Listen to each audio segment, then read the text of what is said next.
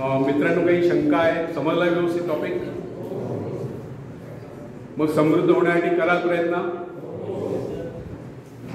Hard work is the base of success. कुठल्याही क्षेत्रात तुम्ही यश संपादन करू इच्छित असाल तर त्यासाठी तुम्हाला कठोर परिश्रम करावा लागते. हे ध्येय तुम्ही लक्षात ठेवा. आणि त्या दृष्टीने म्हणजे थोडे विवेकानंदांचे दोन विचार मी तुम्हाला सांगतो, नंतर आपला ॲग्रीशी संबंधित विषय आपण चर्चा करूया. तर मित्रांनो, विवेकानंदांचं एक स्लोगन आहे युवकांसाठी, arise, awake and stop not till the goal is reach. उठा, जागे व्हा आणि जोपर्यंत तुम्ही तुमचं ध्येय गाठत नाही अथक परिश्रम करा, मेहनत करा आणि आपलं लक्ष्य हासिल करा. विवेकानंदांनी पण सांगितलं, हे विश्व एक व्यायामशाळा आहे आणि आपण सर्व इथे व्यायाम करण्यासाठी आलेलो. त्यांच्या सांगण्याचा उद्देश हा नाही की आपण सर्वांना मल्ल व्हायचं. त्यांच्या सांगण्याचा व्यापक अर्थ असा आहे, आपल्याला शारीरिक, मानसिक आणि बौद्धिकदृष्ट्या सक्षम व्हायचं आहे. मग शारीरिकदृष्ट्या सक्षम होण्यासाठी जिमलाच गेलं पाहिजे किंवा व्यायामशाळेत गेलं पाहिजे हे ग्रामीण भागात तर शक्यच नाही.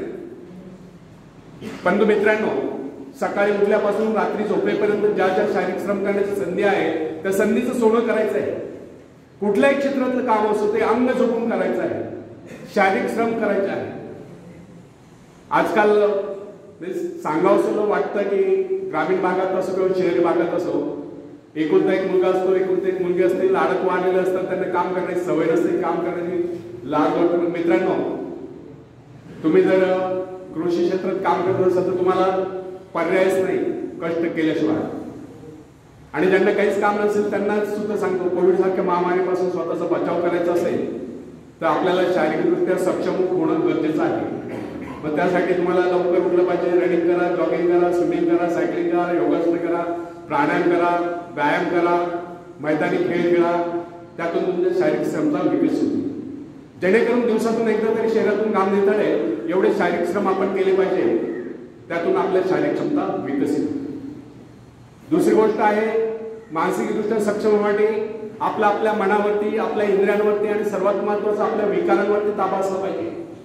विकार कोणते? थोडक्यात सांगतो, काम, कामना, इच्छा, क्रोध, लोभ, मोह, मत्सर, द्वेष, आळस, नैराश्य, उदासी यांना मनातून हद्दपार करा. नेहमी आनंदी राहा, उत्साही राहा, कार्यतत्पर राहा, स्वतःला चांगल्या कामामध्ये व्यस्त ठेवा, चांगले विचार आत्मसात करा, त्या विचारांना कृतीत आणा, आचरणात आणा, त्यातून तुमचा भविष्यकाळ उज्ज्वल होईल. अजून एक सांगावंसं वाटतं की ईश्वराने आपल्या सर्वांना उदंड आयुष्य दिलेलं आहे, परंतु या संपूर्ण आयुष्यातला फक्त एकच क्षण आपल्या हातात आहे. गेला तो भूतकाळ, इतिहास जमा झाला, येणारा भविष्यकाळ आपल्याला माहिती नाही. मग हा वर्तमानाचा प्रत्येक क्षण तुम्ही कसा जगता, कसा विचार करतात, त्या विचाराला कसं कृतीत आणतात, आचरणात आणतात, त्यावर तुमचा भविष्यकाळ अवलंबून आहे.